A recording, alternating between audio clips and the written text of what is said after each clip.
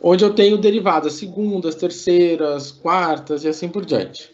Então, esse n que está aqui em cima, esse n está dizendo, se refere à ordem da derivada, né? Então, por exemplo, aqui eu tenho derivada enésima, eu tenho derivada segunda, derivada primeira e não derivada. E do meu lado direito, uma função qualquer, né? Então, x é a variável independente e y é a minha incógnita de interesse. Então, eu posso dizer que meu operador linear, ele é definido dessa maneira. Então, isso aqui, esse meu lado esquerdo, ele é um operador linear, ela é uma equação diferencial linear. Tá? Então, é a mesma coisa ali que nós tínhamos anteriormente, né? Então, isso aqui é o meu operador linear, então eu posso reescrever como um operador igual a f de x. E aqui nós temos alguns exemplos, né? Então, por exemplo, essa aqui é uma equação, uma derivada segunda, uma derivada primeira, uma não derivada igual a seno de 3x. Isso aqui pode ser uma equação massa-mola, pode ser uma equação do circuito RLC, né? Aqui eu tenho uma equação de primeira ordem, acabamos de resolver uma parecida. Aqui eu tenho uma equação de quarta ordem, né? Então ela é de quarta ordem, porque eu tenho uma derivada quarta. Nós já vimos semana passada aqueles exemplos. Aqueles exemplos eram, na sua maioria, problemas lineares. Tá? Então hoje a gente vai especificamente ver a teoria que está por trás desses problemas de equações diferenciais lineares. De força, né? Você tem uma força da mola, você tem a força do amortecimento, você tem uma força externa. Então, por simplificação, né? O que a gente sabe? A gente tem a força, né? Nós vamos considerar apenas uma direção do movimento, então essa simplificação que eu dou aqui eu vou considerar o movimento apenas de uma direção, porque você sabe que isso tudo aqui, ele é... Quando eu estou trabalhando com força, eu estou trabalhando com vetores, então... Por exemplo, aqui eu estou trabalhando apenas com um vetor, com vetores na direção I, ou poderia trabalhar apenas com vetores na direção de J, ou na direção de K, enfim. Então, eu não estou trabalhando com vetores em várias direções. Eu poderia ter colocado, né, mas daí é problema das vibrações mecânicas, não o meu. Tá. Então, aqui, por simplificação, apenas numa direção só. Então, numa direção só, eu tenho a força, que é esse Fzão, eu tenho a força da mola e eu tenho a força do amortecedor. E isso tudo aqui é meu sistema de força resultante, né? Então, daqui nós temos o F, o menos Kx, né? O menos Cx', porque a força da mola vai ser dada por o coeficiente da mola vezes o x', igual a força resultante. A força resultante é m vezes a aceleração, é massa vezes aceleração. Então, a aceleração ela é dada por quem? Pela derivada segunda da posição. Então, reorganizando, né, a minha equação, eu tenho a equação da mola, no sistema massa-mola. Né, que nada mais é do que um balanço de força simples. Tem vários resultados na física, né, na mecânica dos fluidos, né, na Navier-Stokes, a equação mais badalada lá da mecânica dos fluidos, é uma equação de balanço de força também, né? Então, bem tranquilo. Assim como essa aqui. Claro, essa daqui é bem mais simples que lá na Navier-Stokes, né? Mas enfim. Bom, então, aqui era para ter uma figura. Já organizo.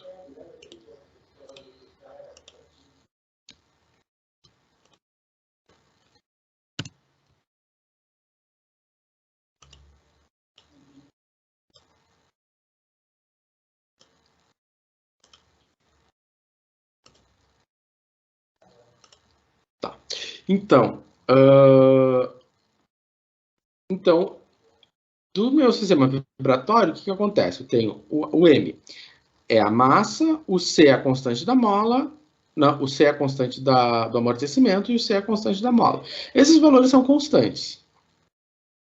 Isso o que torna, então, essa equação diferencial uma equação diferencial linear, né? Ela é uma equação diferencial linear de coeficientes constantes de segunda ordem.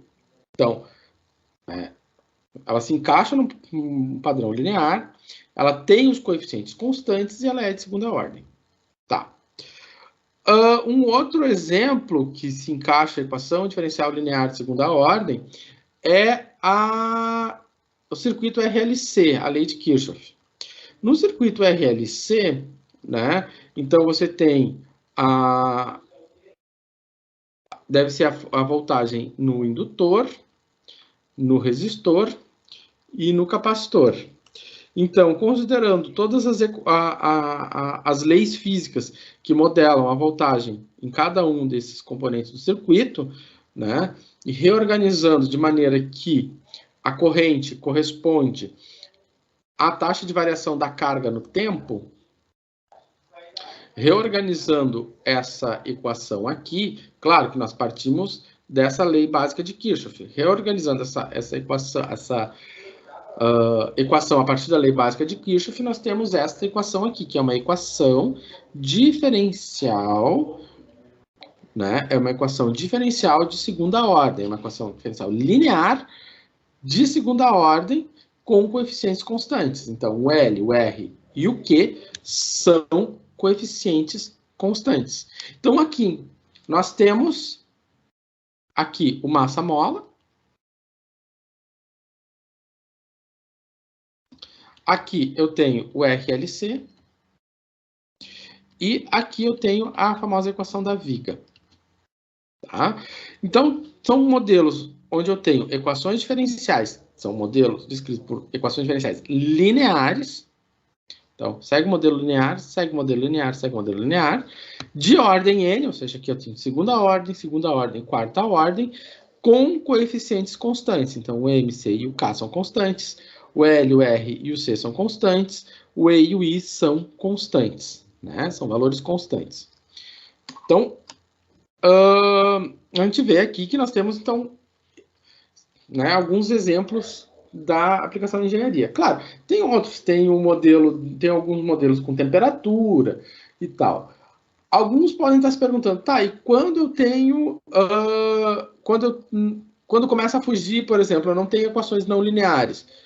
Bom, quando elas não são lineares, tem alguns exemplos envolvendo pêndulos, alguns exemplos envolvendo cabos, com coeficientes não constantes, daí entram mais nas áreas lá da física, né? E também tem alguns problemas de temperatura, enfim. Aí vão ganhando outras, né? Vão ganhando, né? Né? Vão crescendo, vão tendo outras saídas. Bom, então tá. Então, determinação da solução. Então, eu tenho o caso homogêneo. Quando eu vou determinar uma solução, eu tenho uma solução homogênea e uma solução não homogênea. Então, nós vamos, na aula de hoje e na semana que vem, né, nós vamos ter, semana que vem, da outra semana, 3 aulas agora, que a gente vai estar falando constantemente do YH, do YP. E depois, quando a gente for falar de transformados de Laplace, também, de novo, nós vamos estar falando de YH e YP, também vai estar aparecendo por lá. Por mais que lá na transformada de Laplace isso vai aparecer direto, né, sem pontuar muito, mas nós vamos identificar isso também. Tá? Então, nós sempre vamos decompor, vamos ter uma solução, né? Todas essas equações aqui, elas vão ser decompostas em uma solução homogênea e uma solução não homogênea, ou solução particular. Tá? E na aula de hoje, a proposta da aula de hoje é trabalhar com equações diferenciais lineares de ordem N com coeficientes constantes homogêneas.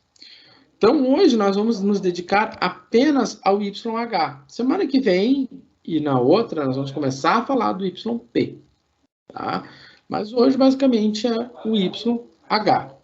Ou seja, determinar a solução homogênea. Trabalhar com equações diferenciais lineares de ordem N, coeficientes constantes, homogêneas. Bom, quando nós temos equações diferenciais lineares homogêneas, de ordem n, nós vamos sempre recorrer à equação característica. Coeficientes constantes, podemos recorrer à equação característica.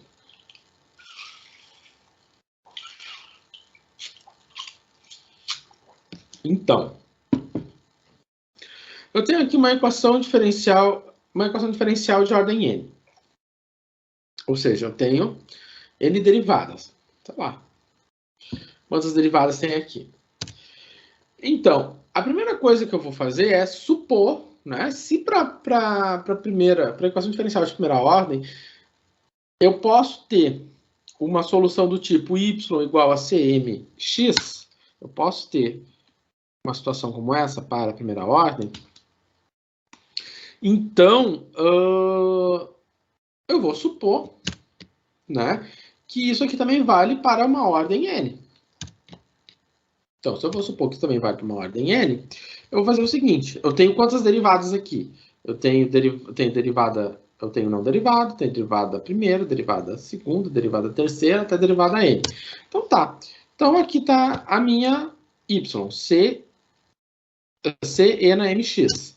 Então, se eu faço a derivada primeira de c e m na mx, lembrando que a regra de derivação é e na u, é e na u vezes a derivada de u. Tá. Se eu faço essa derivada, eu vou ficar com cm e na mx. Se eu faço a derivada segunda, vai sobrar quem? Cm ao quadrado e na mx. Se eu faço a derivada terceira, vai ser derivada cm ao cubo e na mx. Se eu faço a enésima derivada, vai ficar c na m elevado na enésima potência e mx. Bom, se eu pego tudo isso aqui e substituo na minha equação diferencial, o que vai acontecer? Bom, vai ter uma quantidade de C, de M, mas o que nós temos? O M, né, as potências de M. Então, eu tenho o C e o EMX, né? O C e o EMX, eles são comuns, né, em todas as parcelas.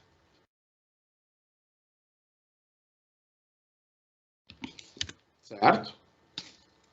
Então, posso colocar eles em evidência. Se eu posso colocar eles em evidência, o que vai acontecer?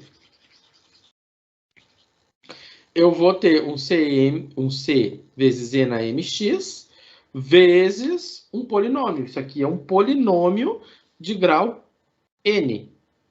Então, esse polinômio de grau N, que está ali dentro daquele parênteses, né, ele vai formar, então, o que a gente chama de equação característica. A equação característica ligada, né, associada à minha equação diferencial. E o que nós estamos verificando aqui? Qual é a relação entre a minha equação diferencial e a minha equação característica? Ó, de novo, aqui eu estou fazendo a suposição de que o CE na MX é solução. Então, eu estou supondo? Como é que eu saio da equação diferencial e vou para a equação característica? No lugar da enésima derivada, eu tenho m na enésima potência. No lugar da terceira derivada, eu tenho m na terceira potência. No lugar da segunda derivada, eu tenho m na segunda potência. No lugar da derivada primeira, eu tenho só m, ou m na primeira potência, e no lugar do y, eu não tenho nada, eu tenho m na zero potência. Na potência zero. Então, a equação característica para uma equação diferencial linear com coeficientes constantes homogênea, né? Eu tenho aqui a minha equação diferencial linear com coeficientes constantes, que é homogênea. A minha equação característica é essa aqui. Ela é uma equação polinomial. Certo? Bom, então antes de fazer alguns exemplos, deixa eu ver que horas são. Já quase na hora também, né? Deixa eu ver uma coisa. Tá. Então, eu tenho um tempinho ainda. Tá. Então, vamos...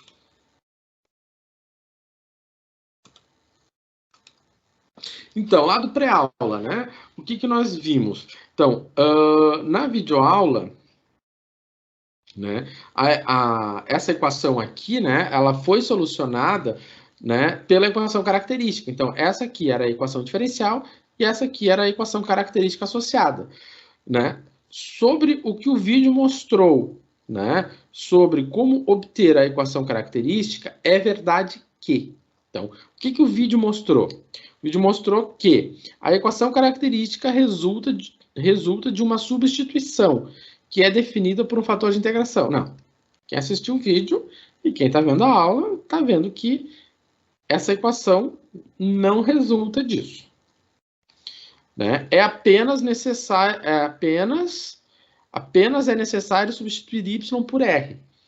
Também não. Então, é falso. É falso.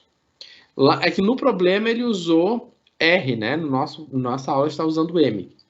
Não. Não é falso, porque se eu colocar, né, o R no lugar do Y, vai ficar R duas linhas. Não é.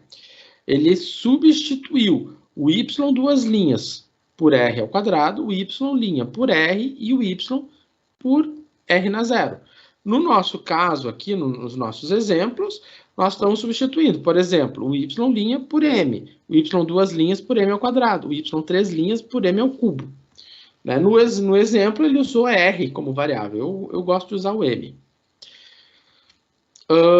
Não é possível entender o que houve, pois é necessário assistir os vídeos anteriores. Não, isso é falso, é essa aqui. Então, no lugar do Y, né, ou seja, no lugar do Y duas linhas, ele usou o R ao quadrado. Nós vamos usar o M ao quadrado. No lugar do Y, ele usou... Vou botar aqui o R. Ele usou o R. E no lugar do Y', ele usou o R. No lugar do Y, ele usou o R na zero. Quanto é que é o R na zero? É 1. Então, por isso que ficou 3 vezes R na zero, 3 vezes 1. Então, se eu for resolver essa equação diferencial aqui, né, primeiro, eu vou obter a equação característica. Então, primeiro, obter equação característica.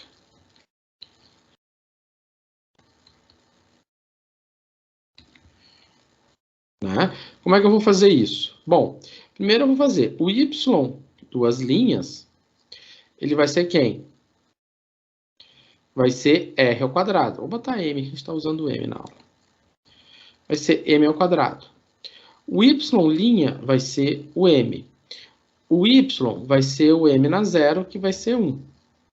Então, vai ficar y ao quadrado, m ao quadrado, menos y, m, menos 2 vezes y na zero. Y na zero é 1. 2 vezes 1, 1. Então, para obter a solução, nós vamos ter o seguinte. Tem que resolver isso pela nossa fórmula de Bhaskara. 1 mais ou menos 4 vezes 2 vezes menos 2 dividido por 2.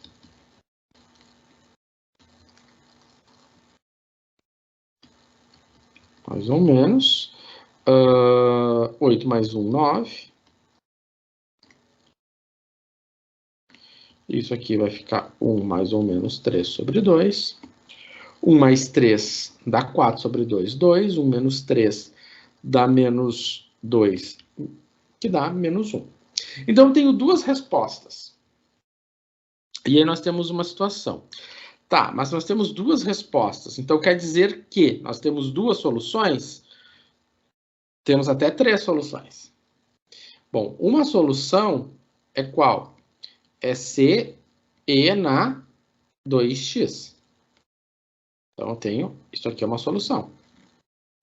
Onde é que está a outra solução? A outra solução é y igual a C e na menos x. Então, tanto esta quanto esta são soluções. Então, vou escrever aqui de outra maneira. Então, soluções. Então, vamos lá. A primeira, y igual a c e na 2x, e y igual a c e na menos x. Aqui é uma constante e aqui é outra constante. Então, eu tenho duas soluções né, para a parte homogênea. Só que essas duas soluções, elas podem ser apenas uma solução homogênea. Qual? Que é a soma, né? Ou seja, C1e na 2x mais C2e na menos x. Então, essa solução aqui, C1e na 2x, é a solução da equação diferencial. Essa aqui, C2e na menos 2x, é a solução da equação diferencial. E a combinação destas duas soluções também é solução da equação diferencial. Isto chama-se princípio da superposição. O que é isso? Né? Então, eu tenho y1 e y2 são soluções de uma equação diferencial linear homogênea, né? Em que y é igual a y1 mais y2. Então, y1 também é solução e y2 também é solução. E a soma y1 e y2 também é solução. Então, o que acontece aqui, né? y1 poderia chamar de y1 e y2. y1 é solução, y2 é solução. E a soma também é uma solução. Então, aqui ele pede para verificar o princípio da superposição. Então, vamos ver o seguinte. Y igual a C. Eu chamei de y1, C1 na 2x, né? Então, se eu for substituir ali, né? Vou fazer o y1', C1 vezes 2 é na 2x, ou seja, 2, C1 é na 2x. O y duas linhas, vai ficar 2C1 vezes 2 e na 2x, ou seja, 4C1 e na 2x. Se eu substituo, vai ficar 4C1 e na 2x, menos 2C1 e na 2x, menos 2C1 e na 2x igual a zero. Claramente, né? 4C1 e na 2x, menos 4e na 2x, né? Igual a zero. Tá, nós temos uma outra solução. Então nós vimos que o y1 é a solução. Vamos ver o y2.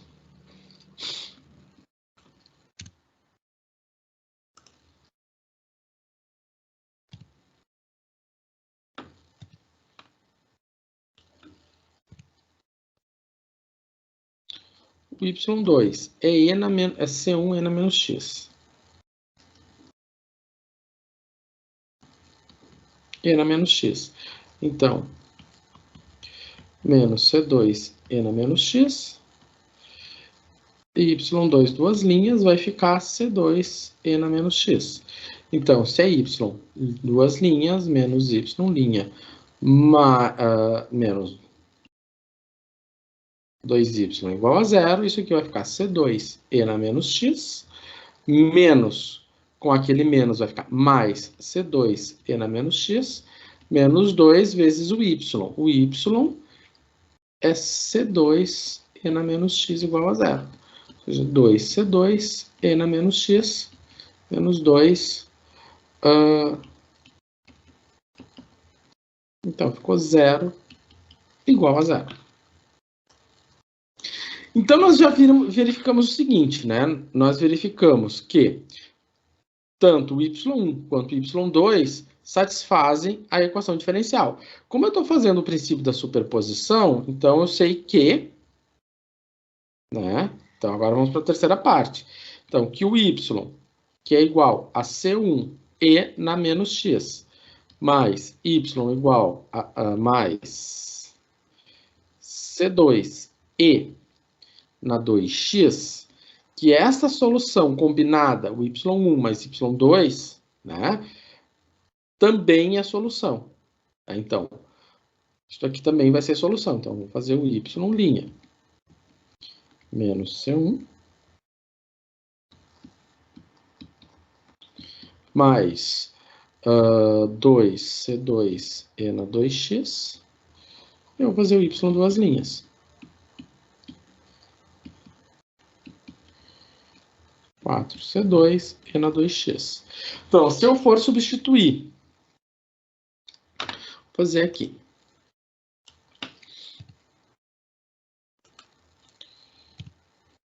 Então, substituindo.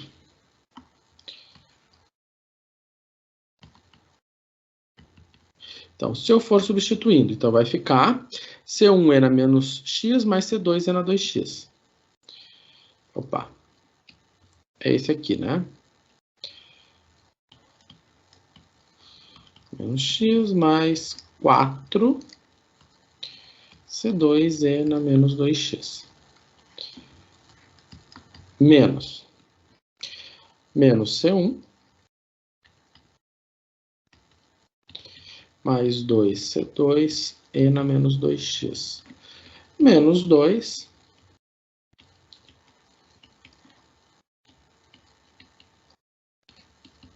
igual a zero. Então tá, então fazendo as continhas, se eu pegar, agrupar todo mundo que tem C1, então eu vou agrupar todo mundo que tem C1.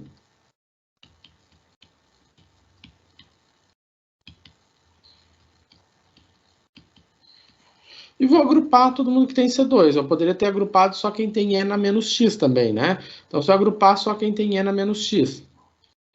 Agora, eu vou agrupar só quem tem E na menos 2x, ou C2. 4C2, E na menos 2x, menos 2C2, E na menos 2x, menos 2C2, E na menos 2x. Então, isso aqui ficou zero, mais zero, igual a zero, ou seja, zero igual a zero.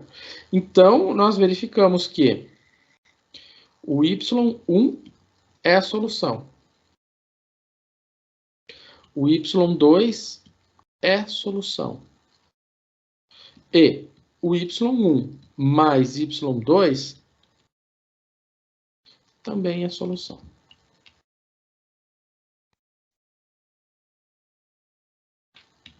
Tá? Então, tudo isso aqui, tudo são soluções do quê? Da parte homogênea.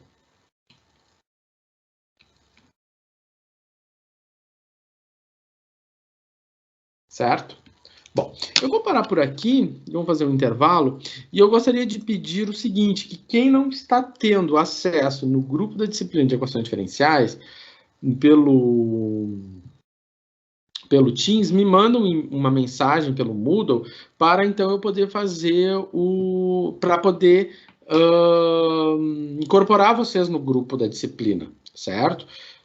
Porque quando eu devo ter feito o grupo, né? O grupo vocês não, sei lá, por algum motivo vocês não estavam aparecendo ainda. Agora, então, quem puder mandar para mim, fica melhor, porque daí vocês têm acesso ao material com maior qualidade, né? Que daí eu sempre posto lá as aulas antes, já aparece, né?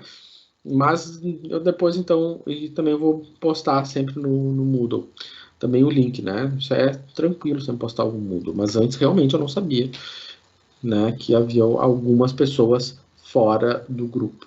Mas mandem mandem, vamos dizer assim, de intuição, né? Então, se o y, né, é a solução da equação diferencial, né? Então, se o y é a equação de solução, o y2 também, a gente podia pensar o seguinte, né? A gente poderia ter pensado assim, bom, o y1 e y2, né? Então, no lugar do y, eu coloco y1 mais y2, né? E aí, o que vai acontecer? Eu vou ficar com um a de x, y1 mais y2, duas derivadas, mais um b de x, y1 mais y2, uma derivada, mais c de x, y1 mais y2 igual a zero. Né? Então, aí eu vou ficar com uma parte, onde eu vou ficar só com o y2, então vai ficar o a de x, y2, mais o b de x, o y2, mais o 6 de x, o y. Mais a parte só com y linha, o a de x, o y1. B de x, mais o c de x, isso igual a zero. Então, como o y1 e o y2 são soluções, então essa primeira parte aqui é igual a zero, porque ele é solução. Então, se eu coloco o y2 no operador, né? Então, como y2 é solução, então L de y2, né? Que vinha a ser o a de x, y2, duas linhas, mais b de x, né? y2 linhas, mais c de x, y vai ser igual a zero, que é a solução. O mesmo vale para o y1. Mais b de x.